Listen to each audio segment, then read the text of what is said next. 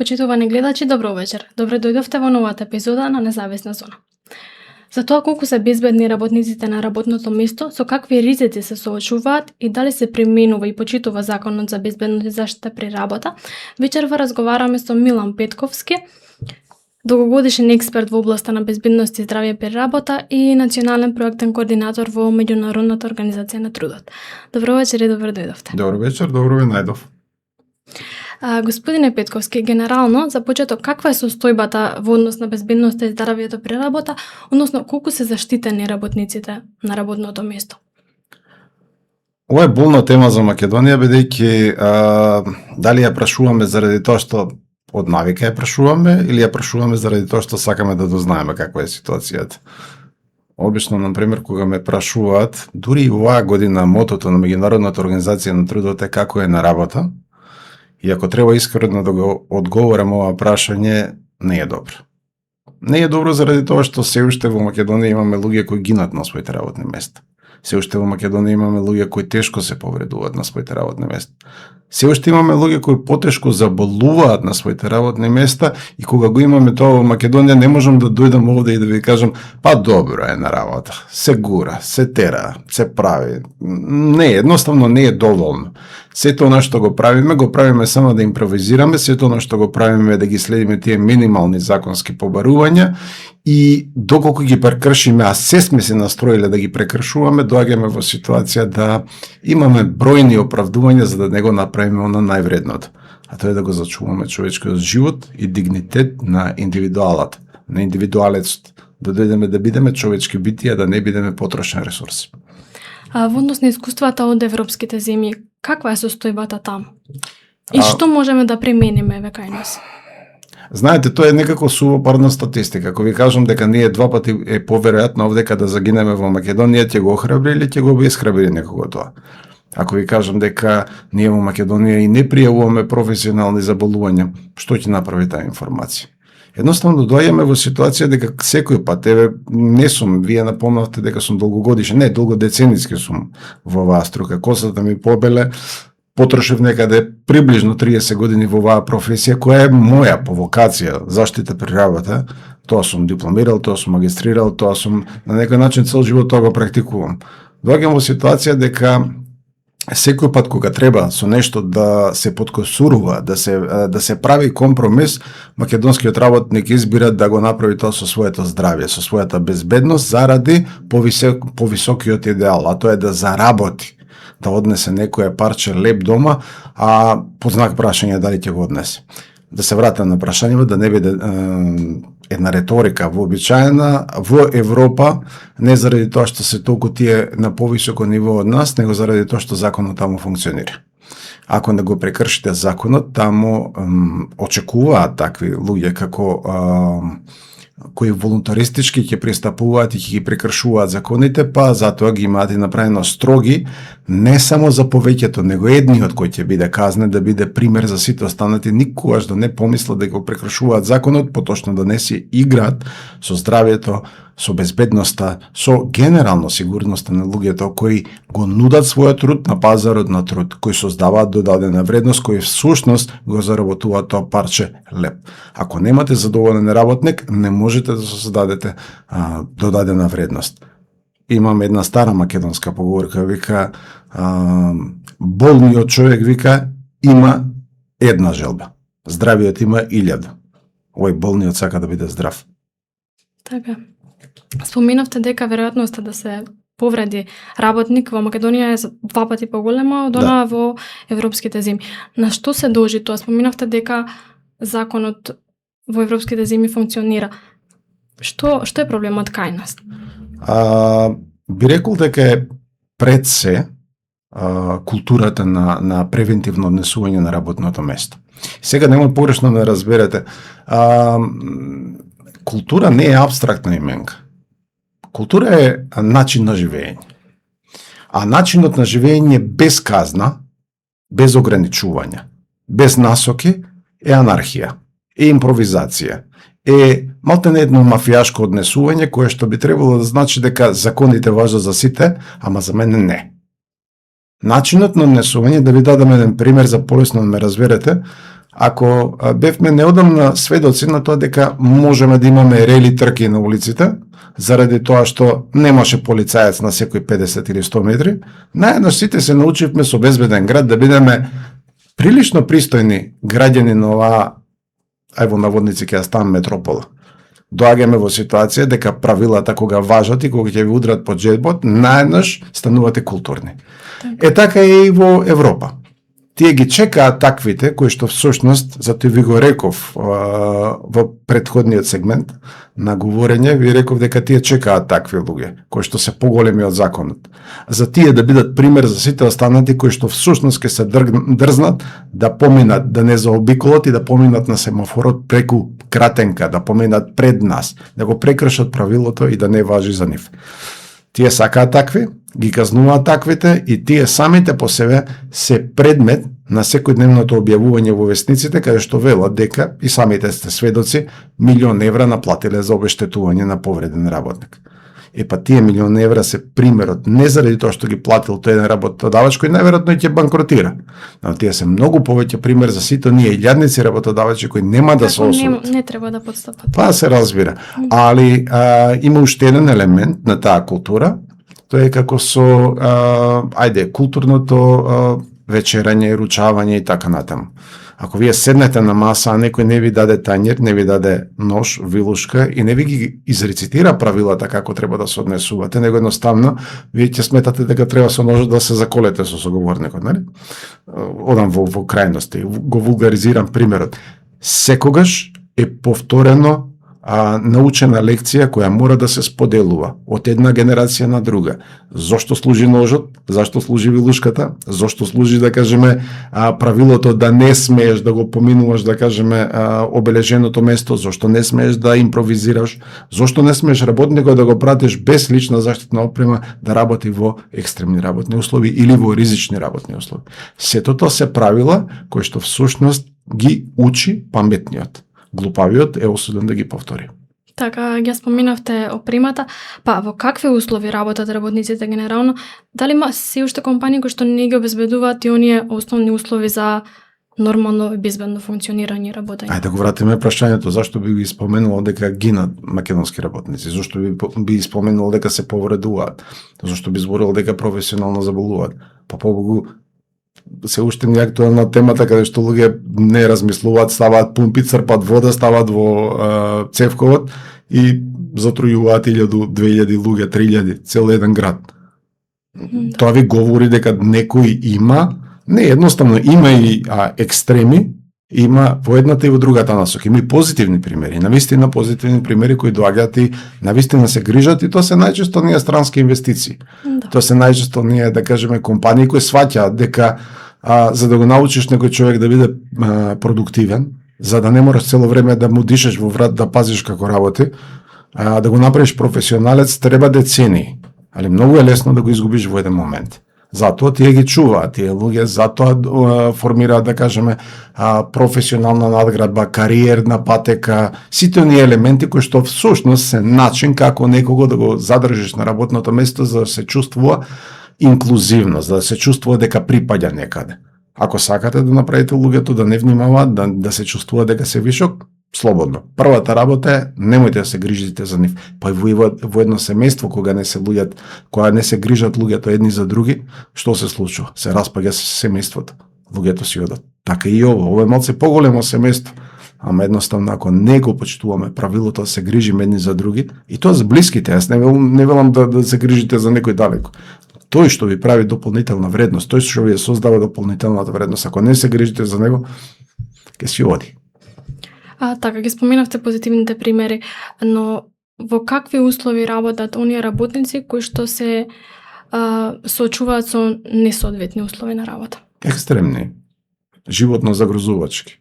Доаѓате во ситуација, например, дека секојдневно, барем во онаа статистика која има можност да ја видам, рече се секојдневно имате луѓе кои, последните 2 случаи беа за дрвосекачи. Какви услови може да му обезбедиш на тој човек? Нели? Тој е некаде во планина, тој сече дрва, тој доаѓа во ситуација дека не е тоа канцеларија, не се сите работни места канцелариски места.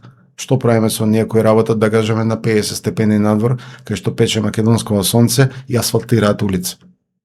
Што правиме за оние работници кои доаѓаат во ситуација овие, кои работат сега на системот за канализација? Кај што реално се спуштаат доле во цевководите и чистат био распаднувачки, да кажеме, органски материи. Што правиме со сите луѓе кои на некој начин се обидуваме да не ги гледаме заради комфорот на нашата канцеларија и сметаме дека планината е баш кај нас во канцеларија, баш на нашето работно место. Не има премногу луѓе кои што се на маргините на општеството и некако како општеството да се обидува да ги затвори очите секогаш кога ќе дојдат, а тие пазаинат решиле да загинат на своето работно место. Зборувам со сарказам, зборувам со горчина во зборувањето, не заради друго, затоа што тие луѓе најмалку имаат глас да земат да говорат за тоа каде работат. Децении кога зборувам дека всушност мора да се подобрат работните услови, токму тоа го размислувам. Тој првиот човек на секоја фирма треба прво да се симне да види какви се условите доле, кај тој првиот на влезот во фирмата, а понатаму да дојде да размислува каква презентација или како ќе биде пред останатите. Никој не е на својата позиција заради тоа што има сина крв. Сите се таму заради тоа што треба да се грижат за овие што се. Не може да бидат доволно гласни да кажат дека не е добро. Едноставно, работата е, пак ќе се вратиме на она. Ако се грижите, ќе се грижите. Ако не се грижите, тогаш ќе се сожалувате сами од себе си. Така, сега еве во услови на високи температури има препораки за лицата кои што се изложени на сонце, во кои периоди да се изложуваат еве градежните работници, земјоделците, бребените работнички. Дали овие препораки се почитуваат? Исто така хронично болните тука исто така може да се дали ќе биде доволно шокантно ако речем дека не се согласувам со тоа? Заради тоа што постои закон во Македонија кој вели дека за секое работно место треба да се направи проценка на ризик. Што ако работодавачот, зборувам сега во најпозитивен пример, што ако работодавачот успее да земе, да подигне платформа во форма, да кажеме, шатор.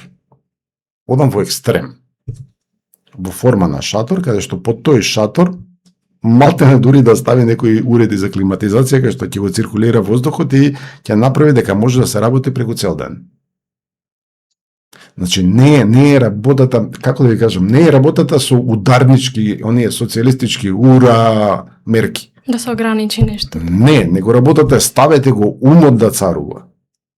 Јас велам на крајот на крајовите, ако дојдете и ограничите, еве, за бидејќи една во тие ранливи групи се трудните жени, така? Тие доаѓаат во ситуација дека им велат, дека не смеат да доаѓаат во, нели, на работни места, да работат од дома, да, се во ред.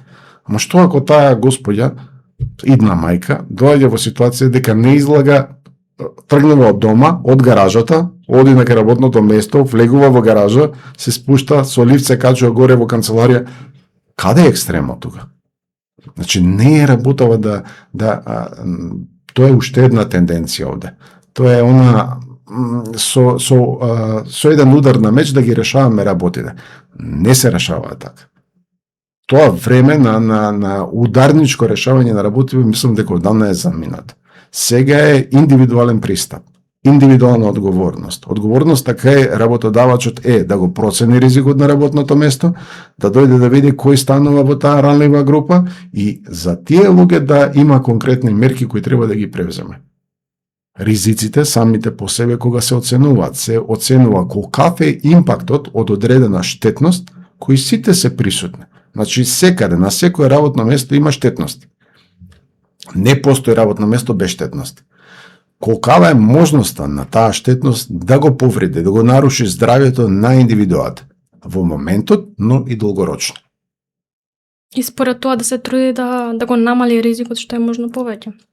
Мора, не да се труди. Тоа е да не бидам повторно вулгарен, да се труди па да остане труден. Не, работава е да мора да го направи. Ако не, тогаш го прекинува работниот процес.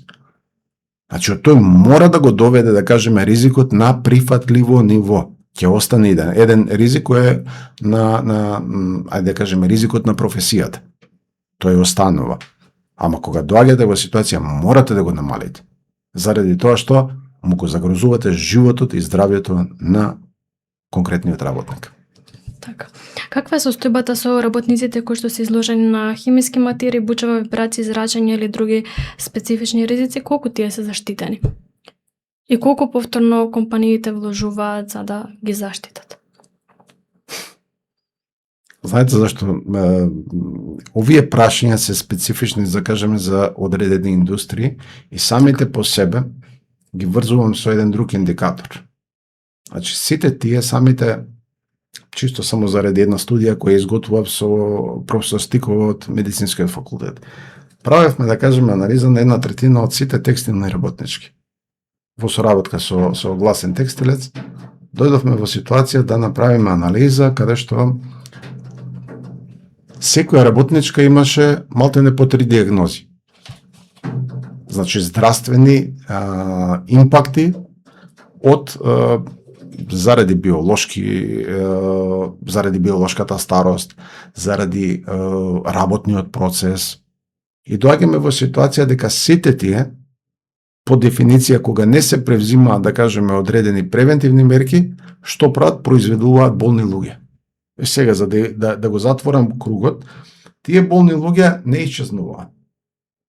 Тие болни луѓе доаѓаат во ситуација да својата старост ја поминат, да кажеме, чекајќи по ординации, по аптеки, по установи здравствени, за да се излечат. Она пак се враќаме на онај болниот што му е најважно, да биде здрав. Значи, тоа сето нас не чини. Дури и во војна, генералите викаат, не убивај војник непријателски. Осакати го, рани го. Затоа што еден осакатен, еден повреден војник кој го носат на носила, го носат 4. Така и ние. 4 треба да носиме еден повреден работник. А тој повреден работник, како и повредениот војник, вика, плаче, тешко му е. Нас не депримира. Ние што треба да го носиме. Ние велиме овдека не се живее. Ние велиме овде не се издржува. Ме сваќате, ние кој ќе дојдеме да зборуваме за конкретна група, да кажеме на оние кои го изгубиле слухот. Така? Ние зборуваме за сите оние луѓе кои ги гледате со апаратчиња кои шетаат. Зборуваме, да кажеме, за бројот на луѓе кои имаат последици по белодробијето. Зборуваме за бројните луѓе кои се статистика црна статистика во Македонија, кој трет причинител за смртност во Македонија е белодробијето. Карцином на белодробијето, проблеми со белодробијето, невмални заболувања и така натаму. Број 1 е кардиоваскуларниот, број 2 се карциномите, неоплазмите и така натаму. Сега, кога доаѓаме во ситуација дека тие се убиците на македонското население, кога доаѓаме дека тие се оние кои треба да го бараме причинителот десетина години наназад во работниот процес, во условите за живење, начинот на комбинација на тие мерки кои се многу често ќе дојдеме да видиме дека многу работи кои треба да ги превземеме на време, не ги превзимаме. Многу работи ги буткаме по чергиче. Така, ги споминавте професионалните заболувања. Дали здравствените проблеми кои настануваат како последица на работата доволно се препознаваат и се пријавуваат, се евидентираат? Како мислите, дали се препознаваат? Дали тоа се пријавува како професионално заболување? Па немаме ние во Македонија професионални заболувања. Доаѓаме ние рапортираме, да кажеме, на Светска здравствена организација дека ние немаме професионални заболувања. А толку многу произлегуваат од работата. Па гледа дека е абсурдно, дека ние самите доаѓаме во ситуација и кога станува збор за моја професија, ние самите се лажеме. Ние велиме немаме. Минатата година, минатата во официјалните извештаи на Институтот за јавно здравје велиме дека немаме смртни случаи. Ние броиме, да кажеме, на годишно ниво двоцифрени бројки на загинати на работни места, они велат, ние немаме според официјалната. ДИТ вели дека имаат некаде 9. ДИТ, според официјални, ДИТ се Државен трудов инспекторат. Според официјалните нивни податоци има 2500 повредени во изминатата година. 2500 кои се пријавени кај нив, на кои они излегна. А колкава е бројката, можете само да ја помножите по некој фактор 2, 3, 4. И да дојдете во ситуација да видите дека вие, да ве прашаме вака да направиме моја, сигурно познавате некој што се повредил на работно место. И кога се повредува, тој не се повредува само си го пресеков пастето, него отсуствува од работа полуго 3 дена. Некој треба да го плати тоа. Не е тоа гратис. Не е тоа дека наеднаш ние доаѓаме во ситуација, па некаде парите кои самите извират, доаѓаат и не, ние го плаќаме тоа. Може би првиот месец по измената на законот кој се случи некаде тоа, може би 2016-17, не, претходно беше 14, мислам со Спиро Ристевски. Претходниот министер, работодавачот во првиот месец ги надоместува трошоците поврзани со, но ако се докаже дека не биле по негова последица, комплетно си паѓаат на терет на фондот. И кога доаѓа како повреда на работа, кој ги плаќа тие пари? Јас, вие, колешката. Ние плаќаме, ама ние не викаме кај ги плаќаме парите. Ние едноставно доаѓаме во ситуација. Значи немаме точни усогласени податоци за колку повреди на работно место, Не. смртни случаи, професионални заболувања пак воопшто. Имаме ситуација дека податоците самите по себе не треба да бидат, да кажеме, цел. Да се разбереме на работа. Тие самите се бројки. Тие ништо не говорат. Што ако ви кажам дека до сега, од почетокот на годината до сега, евидентирани се 9 смртни случаи. Што ви говори тоа? Има смисла ако ви кажам дека се 9 и од тоа сме научиле 9 лекции, за никогаш повеќе да не ги повториме, тогаш има смисла. Ама ние ако дојдеме и изборуваме, ви кажат 2500 повредени, што е направено по однос на тие 2500? Ништо. Се евидентира само како бројка и како повреда. Ме сваѓате, што е тоа? Рецки некој мала, треба нешто тетратката да ја пополни или што? Не. Едноставно, дури и тие податоци кои ги сподели секој се официјални, нели? Самите тие податоци не доаѓаме во ситуација дека не се унисони. Единствен во државата кој треба да произведува податоци е Институтот за јавно здравје, кој е според закон овластен да генерира такви извештаи. Тој не генерира извештаи. Тој вика имаме 0. Овие бројат 9, овие вика 0. Невладините организации, ако се добро се сеќам, изброја минатата година 17 смртни случаи. Овие вика колку имате вие повредени на работно место? 1000, овие вика 2500. Што правиме? Се надаваме? Лицитираме? Не, затоа детектирате неколку проблеми. Едниот е да кажеме таа некоја си организациона рамка, која всушност е управувана од законот. Детектирате, да кажеме, таа самата по себе е ништавна, ако всушност нема индикатори кои ќе покажуваат дали е направена добро, наштелувана добро, а тоа се податоците кои треба да бидат анализирани. И ако дојдеме уште едниот елемент, а тоа е свесноста, културата на превентивна, ако ние не го воведеме принципот овде евидентираме, вам учиме кој прекршува плаќа, тоа ше таа повратна спрега кај што ние таа култура секој пат ја надградуваме. Неколку елементи овдека се сами по себе, да, ги имаме во законот 2007 година, европски закон, го препишавме од Европската директива 89391, усогласено со конвенциите на Меѓународната организација на труд, доаѓаме во ситуација дека самото по себе е добро законско решение, која морам да ви споменам дека во рамки на проектот кој сега го спроведувам, во рамките на Меѓународната организација на трудот ќе работиме на ново законско решение. Значи ќе имаме нов закон за безбедност и здравје при работа. Така, кои се најчестите повреди на работното место и кои се причините? Вие намерно ме водите, сега ви кажувам дека нема анализи, вие ме водите, не можам ова неофицијално да ви го неофицијално да ви напомнам дека најчесто се поима дека градежништвото е број 1 убиец во Македонија. Не е така. Број 1 е земјоделството. Тие се оние луѓе кои што никој не ги ниту гледа, ниту ги евидентира, кои се најчесто во рамките на семејството, кои се оние индивидуалци кои македонското сонце ги пече. Огромен број на тие луѓе спаѓаат во оваа група на најризични работни места. Следува, да кажеме, градежниците, понатаму следува делот на уште една работа е многу интересна, дека би рекол вознемируваните на работните места. оние кои се секојдневно предмет на потенцијално насилство, потенцијални, да кажеме, повреди, потенцијални убиства, тоа се полицајците, тоа се здравствените работници. Ме изненади еден податок кој го генерирав сега изминативе денови, некаде има евидентирани 41 случаи на напади врз полициски службеници, на здравствени работници, на царински работници, на луѓе кои во суштина никогаш не би помислиле дека се, добро за полицајци, веројатно некако ги перцепираме дека тоа им оди со опис и попис на работна задача. Но ја друга, овој што се обидува да спаси животот, овој што се обидува да спречи шверц и така натаму. Едноставно имаме цели армии на луѓе кои се изложени на небезбедни, нездрави работни услови. Добро, и кој е одговорен? Кој треба да понесе одговорност и да врши надзор на тие работи и да се почитува законот? Тука да има санкции исто така за луѓето, бидејќи можеби државниот трудов инспекторат спроведува надзор, дали превентивно, дали откако ќе се случи некоја незгода, трагедија.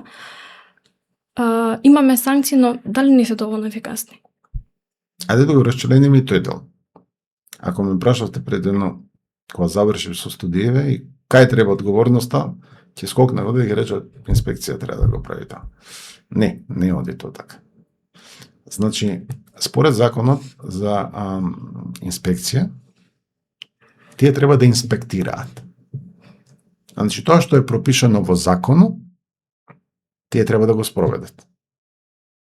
Сега, има еден елемент кој што ние во нашето општество на препишувачи, кога сме го препишувале, да кажеме, комплетно системот, не само законот. Ова е Бисмарков модел на социјална заштита, кој ние го имаме во Македонија. Кај што сите се грижиме едни со други, нели? Ние уплаќаме во друштвото и кога ги уплаќаме парите, велиме за да се најде кога на некој ќе му треба. Така? Има еден дел кој што, тоа е германски модел. Бисмарков германски модел на социјална заштита, сите штедиме кога можеме, кога имаме, а ќе трошиме кога у суштина имаме потреба, кога сме немоќни. И сега доаѓаме во една ситуација дека и во тие општества се утврдило дека само пендракот, нели, инспекцијскиот надвор, полицијата, не може да го реши, да кажеме, комплетно случајот, да кажеме, со криминалот, со злоупотребата, со прекршувањето. Не е доволен мотив, затоа што немате вие, како да ви предошам, една утакмица која играте, сега беше светско првенство. Замислете вие позади секој играч, за да не се случат несреќи на теренот, позади секој играч да имате судија. Па ќе биде најдосадна игра, никој нема да ја гледа, така? Едноставно не е поентата. Правилата треба да се дефинирани, тимовите се дефинирани, работодавачи и работници, судиите се дефинирани, државен трудови инспекторат, публиката е оние кои ги користат производите, нели, од таа игра. И сега има еден друг елемент. Во тој систем, сега ќе направим уште една аналогија,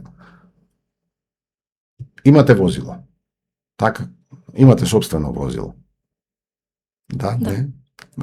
Тоа возило задолжително морате да го осигурате на годишно ниво. Така? И не го осигурувате за себе, него го осигурувате за трето лице.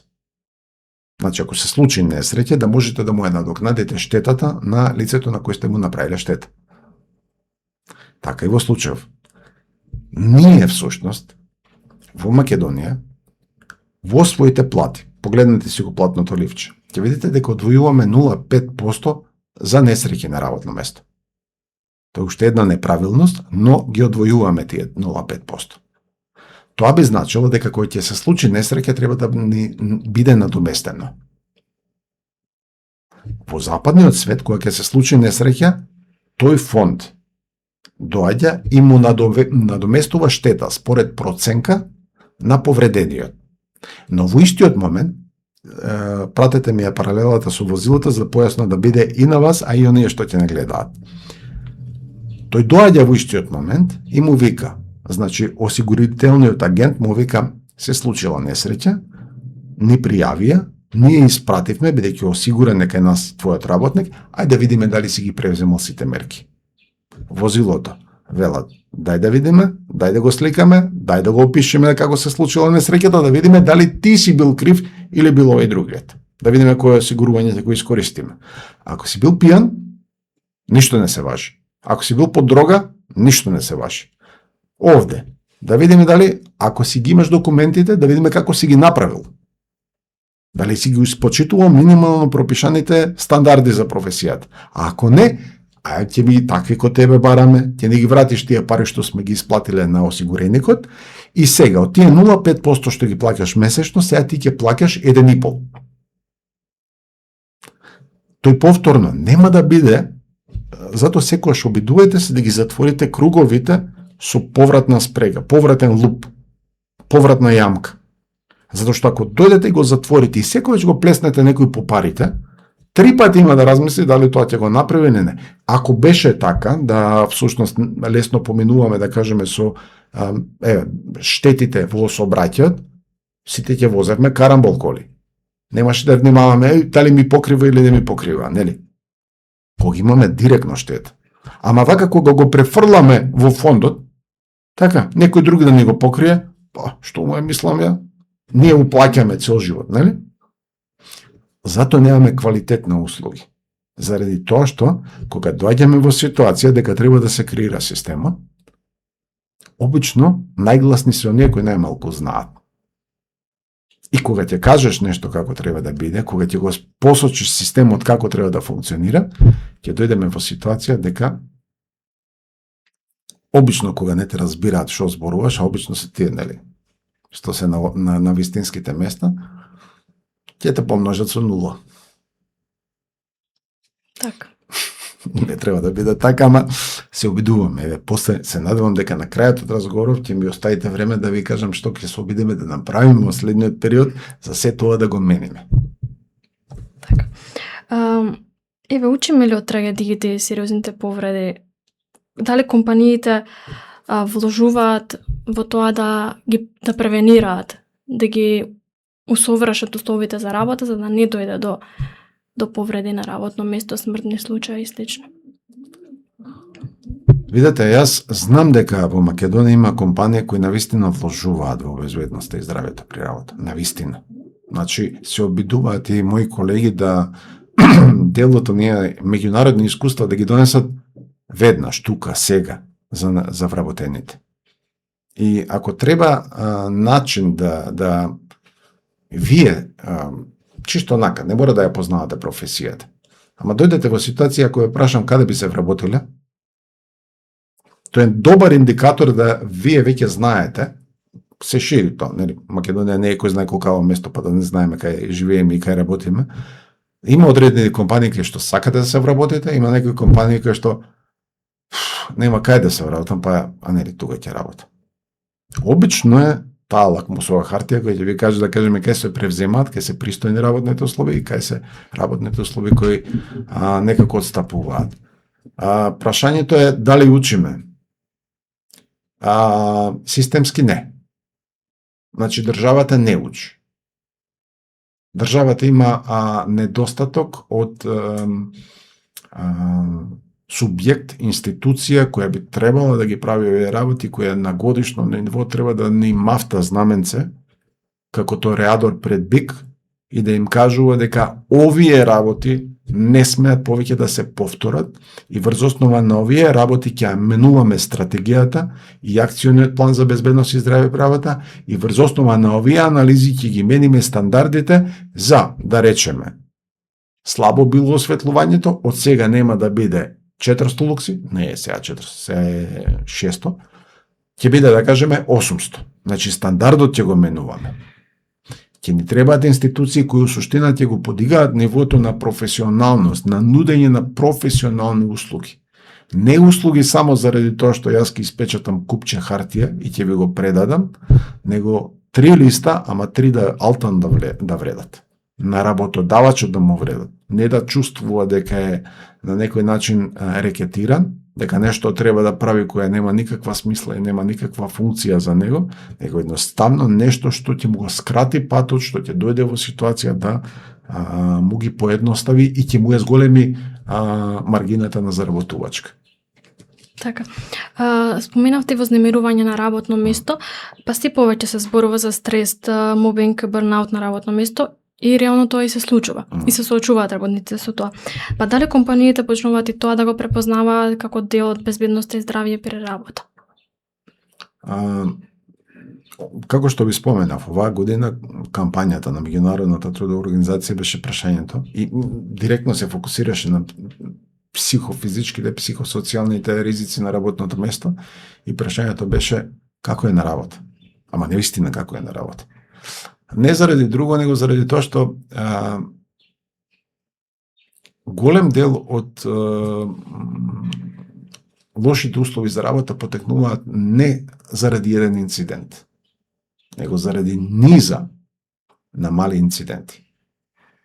Огромен дел, барем од моето лично искуство, огромен дел на работниците кои се во државната управа се предмет на разноразни, ајде да ги наречам клацкалка моменти. Знаете, во детските игралишта на клацкалка, една горе, една доле, една горе, една доле, па која партија дојде, едниот е доле, едниот е горе.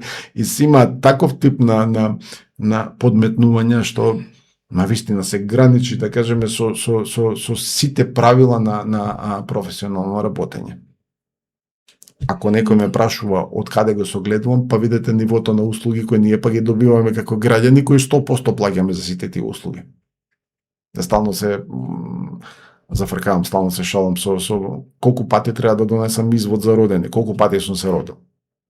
Не е постар од 3 месеци. Мислам, нивната логика е фасцинантна. За сите тие, ако сакате да направите, да кажеме, обкружување кое всушност ќе се обиде да ве наведне на шалтерот, да се наведнете, да ја свиткате кичмата и да дојдете да им се поклоните на тие кои пак внатре се фрустрираат од тие внатрешни услови на вознемирување и насилство на работно место. Едноставно, малку ќе не биде една емисија да разговараме за сите работи што се случуваат. Чисто само да ја врзам со конкретно, бидејќи ги споменав минатиот пат,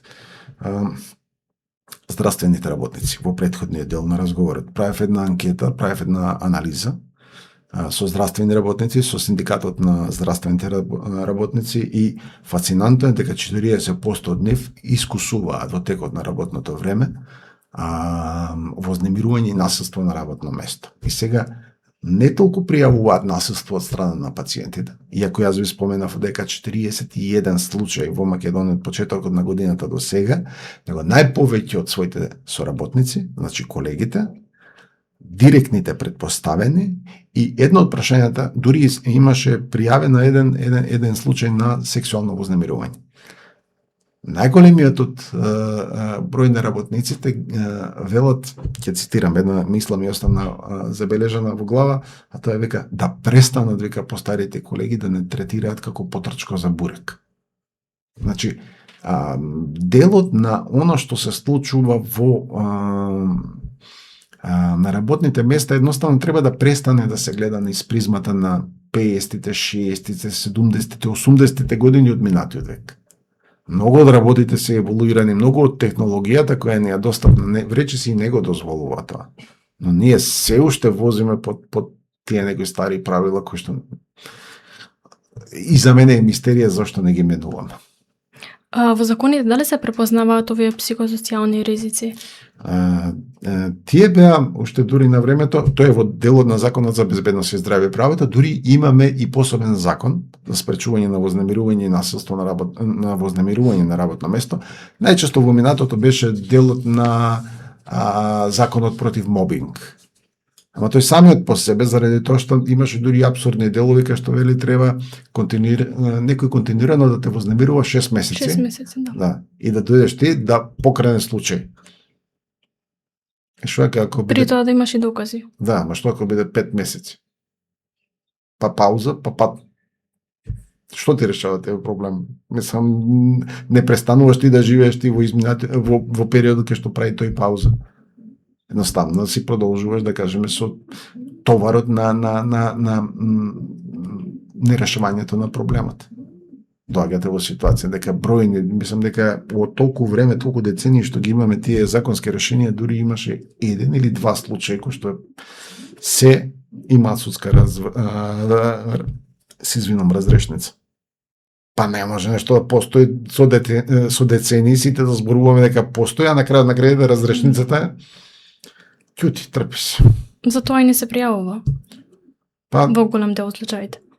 па да, и генерално, например, бидејќи работев на исто анализа за вознемирување и насилство на работно место, дури конкретни водилки, модули, како истите да бидат применувани во микро и мали предпријатија, заедно со една колешка од Данска, истите тие во рамките на уште еден проект на Меѓународната организација на трудот, ги подготвивме и истите тие во истиот момент, например, работиме паралелно и нова законско решение, ажурирање на законот за вознемирување и насилство на работно место. Јас се надевам искрено дека ќе можеме во рамките на делот за безбедност и здраве во работа, зашто и ова делот на превенција, да всушност го вметнеме делот на дури при периодичните, тоа се оние така наречени систематски прегледи кои се случуваат здравствени, да можеме ние да дојдеме во ситуација и да влезот во системот за препознавање на вознемирувањето и насилството на работно место да го имаме токму тука. Тие веќе ги воведовме како еден вид на обврска на работодавачот да ги праќа работниците.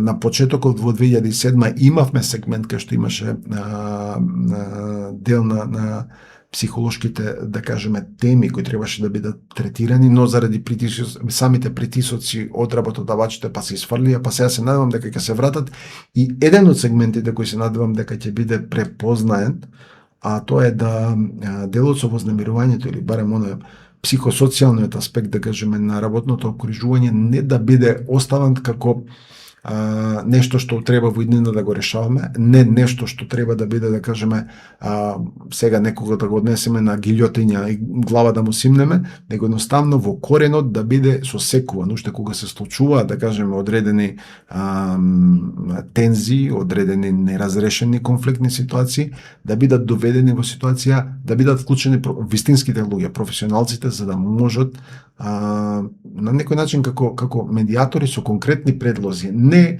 тавтолози, не небулози да шират, него едноставно со конкретни решенија да решаваат конкретни проблеми. Некогаш некој ќе мора да изгуби работа, некој ќе мора да се преваспита, некој можеби лажно пријавува. Секако, луѓе сме, имаме 100, викаат Србија 100 људи, 100 чуди. Значи, доаѓаме во ситуација да имаме мноштво од овие работи кои што, затоа и реков, не треба на прва човека да го осудиме и да го на крст да го ставиме, него едноставно треба проблемот кој ќе се појави со првите, да кажеме, аномалии, да дојдеме во ситуација да ги препознаеме и да ги вклучиме во системот и да ги евидентираме. Една од најголемите алатки на бирократијата од кој се плаши како темјан, како ѓаволот темјан, е пишаниот збор. Кој ќе ги бележиме неколку пати, дури овде кога споменав 6 месеци, па да ти кумулативно да ги собераш, тоа е заради бирократот за да дојде да каже имаме случај. Ама јас велам од почеток, не, на првиот ден. И тука ќе влезе во систем, да дојдеме ние, дури и ако ја влеземе, нели целиот овој преку медицинските испитувања, кога влеземе во систем и да има импакт врз здравјето на конкретниот извршител, тогаш веќе имаме, да кажеме, несооборливи докази, тогаш имаме основа за дури дисциплински постапки. Кои законски измени според вас се потребни баш во овие закони? Во Законот за безбедност и здраве при работа, за вознемирување момент? Јас не сум многу приставица на тоа. Работиме со закони да ги решавам. Да не звучи абсурдно. Да ви дам пример зашто да не испадне сега овој, не знам што ќе прави. Во Норвешка, например, немате посебен закон за безбедност и здраве при работа. Тој е составен дел на Законот за работни односи. Функционира, би сакале во Норвешка да работи? Јас. Не е работата толку во делот на каков закон, ние реков дека Закон за безбедност и здраве при работа е пурнек на Европската директива. Работата е како ние ги применуваме тие закони, како ние го креираме системот да те заштити. Ова системски решенија, затоа ви ги кажувам, осигурување, делот на прво пријавување, делот на тие се повратните механизми кои што законот само ќе биде дека имаш право така на безбедни и здрави работни услови. Како? Според овие методи, според овие стандарди. А ако ги прекршуваш, тогаш следува сето на што зборував. Ние се научивме, тоа е повторно на социјалистички аспект. Мислам, типично се смеам стално, кога дури на интернет, ако го побарате, а де е печат? Значи, тој доаѓа и прашува, нели, штрајкуваме, правиме едно друго, ние сме револтирани од условите за работа, вика, овој другиот позади му дојде, а де е печат? Цело време ни се сведува, да кажеме, сите разговори во држава, кој закон треба да го менјаваме? Се убивме од менјавање закон. Се убивме од тоа дека правиме реформа. Дури зборовите кои ги слушаме, ние не им го познаваме значењето. Што значи да реформираш? Преобликуваш. Реформ. Значи, кога го реформираш нешто, го преобликуваш. А во што го преобликуваш? Нешто што е непознаница? Не, него треба според европските директиви. Треба според меѓународните стандарди на кои сме ние потписници. Не, да тоа ќе го реформираме. Тие претходните не беа, овие сега ќе ги реформираме на тие претходните што беа. Нема никаква. Него едноставно тоа е она реторика или тавтологија или како сакате наречете го. Ја би рекол глупост, што ја повторуваме, а поминува. И никој нема одговорност за тоа што го искаже. Некој ќе дојде например ќе праша добро, што му фали на законот по било која основа, не за безбедност и здраве на работни односи. Не знам. Има ова, нема ова. И ќе ги седнете, да кажеме, 3-4 страни, ќе се истепат меѓу себе, никош нема да дојдат до некој решение, на крајот на крајовите функционира? Не баш. Значи, се во деталите, дајте системски да се решаваат. Закони можеме, еве ви кажувам, уште утре ќе дојдеме ние и работиме на тоа. Ќе ги донесеме законите, но законите ќе имаат смисла ако се почитуваат. Добро, кои се начините, еве, да почне да се почитува? Преку професионалци. Одговорност. Значи, ако ви имате одговорност, ви споменав неколку примери. Возилото само сетете се. Вие ќе се удирате во сите овие кои ве нервираат возила кои се паркирани, ако немате никаква одговорност. Првиот пат ќе ви биде тешко дека него огребете возилото, после тоа ќе си фатите, ќе си ги делкате сите повако, затоа што како они може тука да паркираат. Така, ви дам еден апсурден пример. Но ако дојдете вие и за секое тоа возило платите, дури на крајот на крајовите, ако толку ви сече па ве затворат, заради тоа што не се опаметувате. Јас никош не сум присталица, никога да го затварам. Јас само сакам сите си да добеснат штета. Толку сакам. Да дојдеме во ситуација дека индивидуалната одговорност треба да ја ставиме на пиедестал. Као што даваме награди за прво место, така треба да даваме награда за лична одговорност. Ти си одговорен. Работодавач според закон за безбедност и здраве правото е одговорен, да. Борам. Сакаш бизнес, сакаш да работиш, сакаш да си бидеш најдобар, да светиш, да те познаваат сите. Сакаш да бидеш тоа? Да, будем одговорен. Ова се правилото. Така. Личната одговорност. Нема друго решение. Ние можеме да си правиме небулози, можеме да си зборуваме разни чашка муабет, седнем, хо, ама на крајот на крајовите како да го решиме системски? Лична одговорност. И вториот елемент, ако имате лична одговорност, правила кои важат за сите. Не може правилото, например, да важи за мене, а вие сте што убаво се смеете да не може да важи за вас. За мене и за вас истото правило. Безбеден град, сад ја го споменав. Да. Се научиме сите по 50 си возиме, кој не, ќе биде почастен. Прости се работи, само треба да си има волја да се справите. На што работите во моментов? Кои се вашите тековни и следни активности? Добро.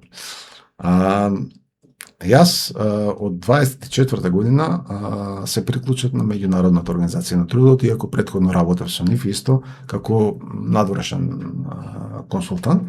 Од 24-та се приклучив и работам неколку проекти, дури во 24-25 работев во Узбекистан. Значи, спроведов исто еден ваков проект кој беше со фокус на безбедност и здравјето при работа и на делот на трудовата инспекција. 25-та и сега до 28-та некаде работам на еден проект кој го спроведувам овде и повторно фокусот е на безбедноста и здравјето при работа или како да ја подобриме системски целокупнава работа. Работиме на 4 основни столба. Едниот е законот, поточно законската рамка. Кога зборам законот, јас секогаш законот ми е како онај со тоа марамчето што оди наоро, првиот, ама води еден куп луѓе позади него. Тоа се сите оние подзаконски акти кои се врзани со закон. Тоа се оние индивидуални директиви кои ние ги имаме транспонирано, да кажеме, во Македонија, а повторно се однесуваат на безбедноста и здравјето при работа. Од друга страна, зборуваме за главните играчи во оваа проблематика. Тоа се синдикатите, тоа се работодавачите, тоа е Државниот трудов инспекторат, тоа е Советот за безбедност и здравје при работа, тоа се професионалците од област. Сите тие треба на некој начин заеднички да ја буткаат работава. Јас велам не заради тоа што сите се сакаат меѓу себе. Сите нека го гледат интересот. Колку е подобра работната средина, колку е побезбеден работникот, толку ќе има повеќе профит. Толку ќе има пари повеќе за сите. Колку повеќе имаме, да кажеме, повредени, колку повеќе имаме загинати, толку повеќе на носилка ќе носим. Оно преска што ви го кажав со војниците. Вториот дел, нели, со капацитетот на клучните играчи во областа на безбедноста и здравјето при работа. Третиот елемент е елементот кај што ни недостасуваат податоци. Ама не податоци, мене ми текна, вас ви текна, на колешката и текна, па чуле, разбрале едно друго, не, него официјални податоци. Податоци кои што можеме со сигурност да кажеме, ова се податоците кои ја отсликуваат личната карта на Македонија. И што ќе кажат дека овие податоци говорат за тоа. Вакви сме на работното место. Вакви сме во обкружувањето, вакви се работодавачите, вакви се повредите, овие ни се индустриите, овие ни се... Овде треба да посветиме внимание. Овде не е толку. Овој дел ни следува за 10-20 години. Да ви дам примери за тоа. Например, сега огромна армија, например, на млади луѓе работат како програмери. Така? Ама тие кога работат како програмери, кај си? 8, 10, 12 часа седнат во столче, не знаеш кај му е грбот, кај му е рбетот, кај му е на крајот на кревите. Тој човек за следните 10-20 години ќе има развиено мускулно-скелетни заболувања. Значи, тие, кроз 20 години, ние ќе имаме пик во делот на здравството, кој ќе ги третираат прашањата на болни луѓе поврзани со мускулно-скелетниот систем. Уште сега ви ги кажувам. Не сега се млади, сега се окей, сега се шетаат, сега, ама кога ќе почне да остарува организмот, што правиме после? Атрофирани мускули и така натаму и така натаму. Само ви дадов пример околу податоците. Тие податоци не значат ама апсолутно ништо ако не дојдеме во ситуација да бидат изанализирани. Не еди кој си. Имаме високо образовни институции. Ја имаме академијата во Македонија. Значи, образовните институции кои школувале кадри. Па не може побогу тие да бидат тргнати на страна, да бидат тезгаджи, да бидат, да кажеме, луѓе кои со све се занимаваат, а не се занимаваат со најбитните работи, а тоа е да бидат умот во една држава, а тоа е да креираат системски решенија.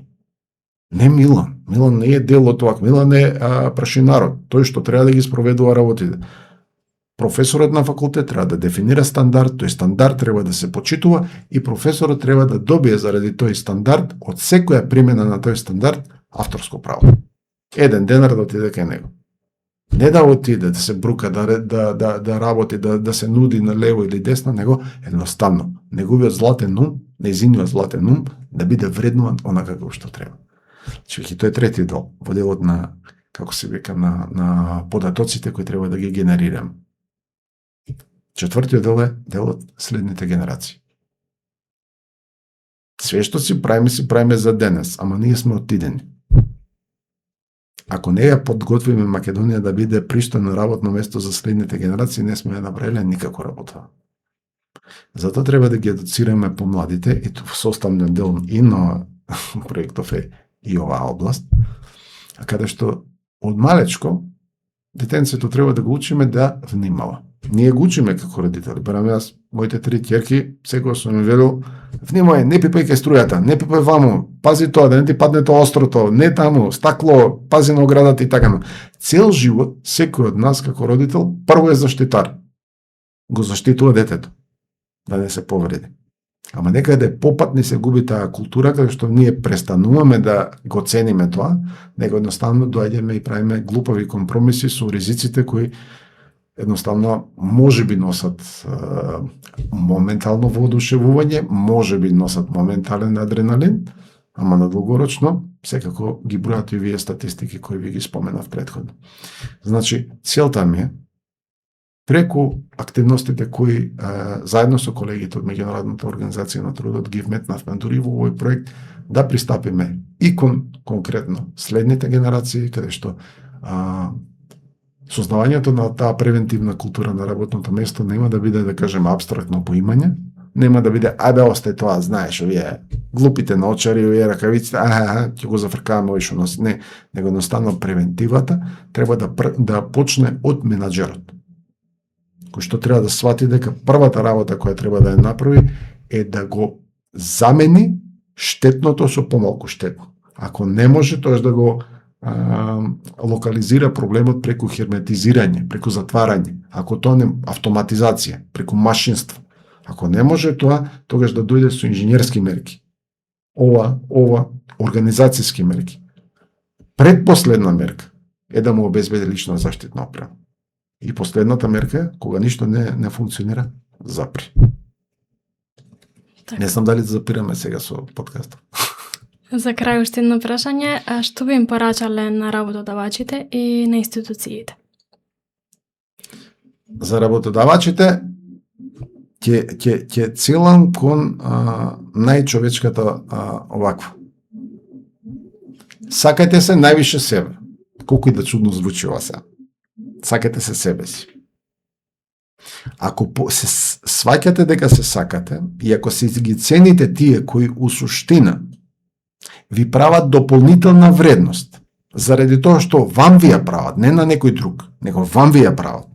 Ви прават стабилност, ви прават, да кажеме, да утре просперирате, вашите сништа, вашите идеи да земете да ги изнесувате од умот, да ги правите, да создавате.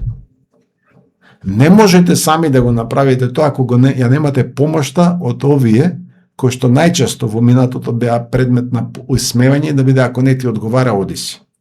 Јас не велам сите се цвеќиња за мирисање. Не. Јас многу повеќе зборувам, бидете паметни работодавачи, наместо да бидете бригадири, бидете менаџери, тоест управители, управувајте ги процесите. Немојте да бидете уште еден со кој треба сите останати да се караат. Вие треба да го осмислите процесот, значи да имате доволно интелигенција, визија, интелигенција, значи енергија која што сите тие луѓе, 100, 50, 10 кои зависат од вас, да дојдете и да им ја обезбедите работната средина за да ве направат уште побогат.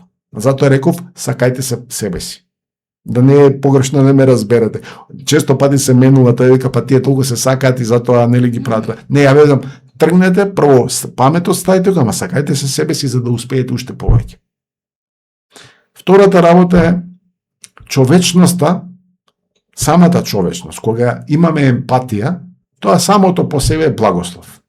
Некогаш и клетва, ама повеќето време е благослов. Ако вие дојдете во ситуација да создадете, затоа ви употребив синонимот за семејство, ако во семејството какво такво, дури некоја се расправаме, дури некоја ама се држиме. Се држиме заедно. Ако се држите со тие, тогаш нема на првата кривина кога некој ќе понуди 500 денари повеќе да си побегнат. Едноставно знаат дека тука се ценети, знаат дека тука се сакани. Јас си правам разлика помеѓу љубени и сакање, така сакам кога сакам нешто, сакам овој да го имам овдека како извршител. Сакам, например, да ми просперира со овие луѓе. И една од подобрите работи кои сум ги видел, да кажеме, од тие општества во кои ние ливкаме, тоа е вика инклузивност. Значи, сакаат да ме вклучат. Сакаат да ме видат како дел од таа средина. И кога ќе ги имате овие двете елементчиња составени, онда последната е, она што ја неколку пати ја апострофирам, преземете одговорност. Човечки е да се греши, ама кукавички е да се подметнува тоа што ќе се сгреши на некому другому, некој друго да го носи теретот.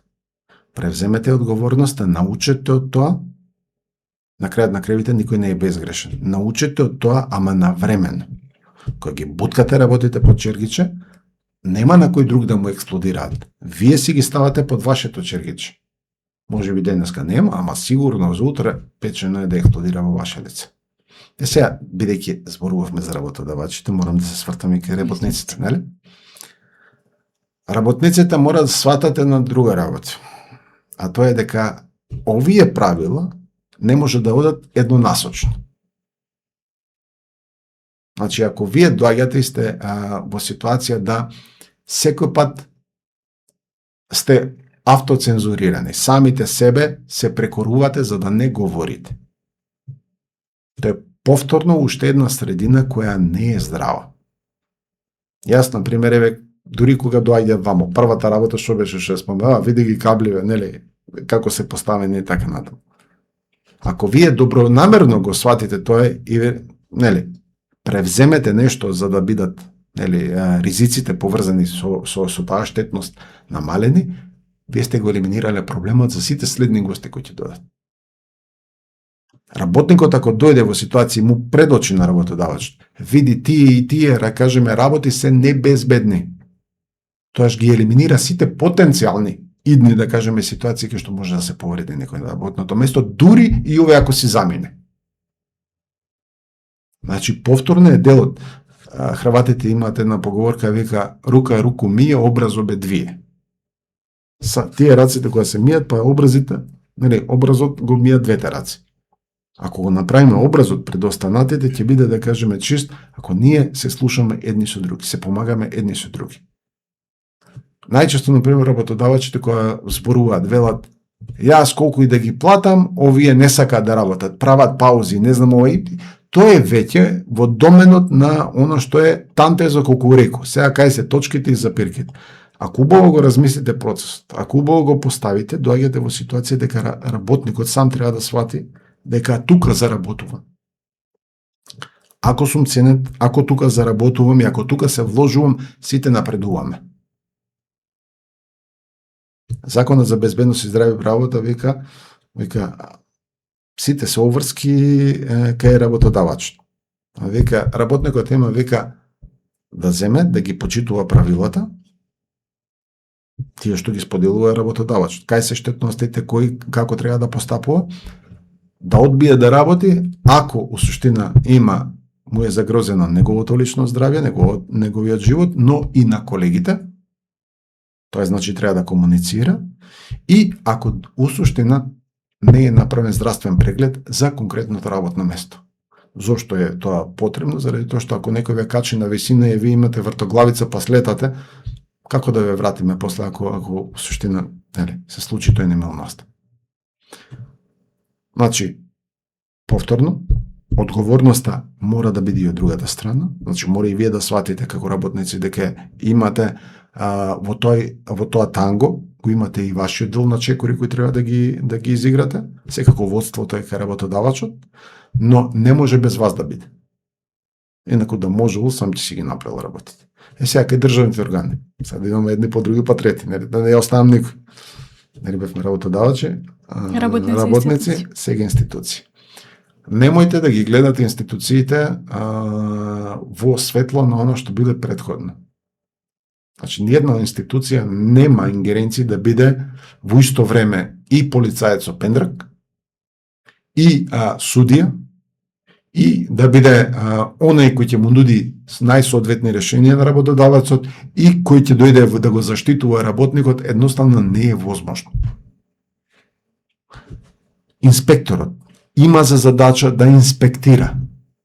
Тоа значи да влезе според план, програма, како god да си ја направат, во конкретната микросредина. По пријава, вонредно, по план, по несретен случај и така натаму. Значи да влезе во таа микросредина и во релативно кратко време да дојде да утврди дали работодавачот ги спроведува минималните законски побарувања. Не може да го чита, не може да ја чита 500 страни од проценката на ризик. Не е возможно. Не може да дојде со секој работник да се сретне и да го изслуша и да разговара. Не е возможно. Но возможно е да дојде да каже: инспектор, овие мора да се прибават овие документи, дај да ги видам овие, дали се подред, не се подред, на крајот на крајвите, да направи записник, да советува, бидејќи една од врските е советодавно да делува, да му даде рок кога треба да ги надмине одредени состојби. И ако синати работодавецот не сакам, тогаш да примени, да кажеме, во следниот чекор, тоа е казнените мерки. Дури јас би отишол еден степен дури во зашто сакам да се заложам, тоа е дека не треба кон сите работодавачи казните да бидат исти. Него треба да биде следбено на процентот на обрт на фирмата. Затоа што едно е, например, за гранапче некој кој врти, да кажеме, 10.000 евра, да кажеме, на годишно ниво, да му земете вие 1.500 евра, ќе го банкротирате. Карикирам. А друга е, например, некој врти, да кажеме, 50 милиони евра и вие му викате 1.500 евра. Кјотедокот не е ист за двајцата, мислам, казната не е иста за двајцата. Сега, државата морате да ја гледате како нотар, морате да ја гледате како референтен систем врз основа на кој се спроведуваат законите. Државата, по тоа мислам, делот на инспекторатот. Инспекторатот само треба да инспектира, ништо повеќе. Најчесто викаат, ова е министерството. Министерството е оно кое креира политики. Како треба да се спроведуваат работите, во која насока ќе ги носиме работите и така натаму. Сега, да не се лишам себе си од задоволство да не се споменам како дел од таа професионална група на оние кои се стручњаците од областта на безбедност и здраве прават. Ние мора да бидеме за секој денар кој ни се плаќа, ние мора да бидеме одговорни и ние мора да дојдеме во ситуација дека доколку погрешно советуваме, мораме да бидеме казнувани. Доколку некого го излажеме, доколку некого несоодветен совет му дадеме, ние треба да имаме, како што работодавачот има казна, така и ние треба да имаме. Ние треба да дојдеме и малта не да ви направам уште еден синоним, а тоа е лекарот како го казнуваат во однос на лекарска грешка. Ако направи, да кажеме, несоодветна операција, несоодветни протоколи следи, несоодветни постапки применил, се утврди преку комората на доктори, тогаш доаѓаме во ситуација, повеле, вашето осигурување ќе го искористиме за да му ги надоместиме штетите на работодавачот. Јас сум заговорник за тоа дека секој од нас мора да има одговорност. Ако сакаме да оставиме подобра иднина за нашето дете. Така да, Бојана, мислам дека не опфативме се, можам уште да се изборувам, сигурно до сега многу ми не вега што спорува сега. Тимот има доста заговорање, така што ви благодарам за гостувањето и на одвоеното време. Благодарим и на вас и држите оваа тема отворена. Не, можеби не волкав распон. Не, бидејќи ова, како што гледате, многу теми се испреплетени. Ова е секојдневие на еден работник и многу мина се препознаваат. Например, чисто да завршам, атипични професии имаме. Например, дури и во Кочани, кога се случи, да кажем, на трагедија, ги споменува некои оние што работе. Бендот беше на работа. Значи, доаѓаме во ситуација дека не секогаш ги перцепираме работите имајќи ги предиците професии. Јас секогаш имам еден пристап дека најчесто во голем дел, би рекол 80% од професиите не ни знаеме дека постојат. Знаеме дека овие што ни досаѓаат, да кажеме, Волт, со оние како се коферчиња што ги возат.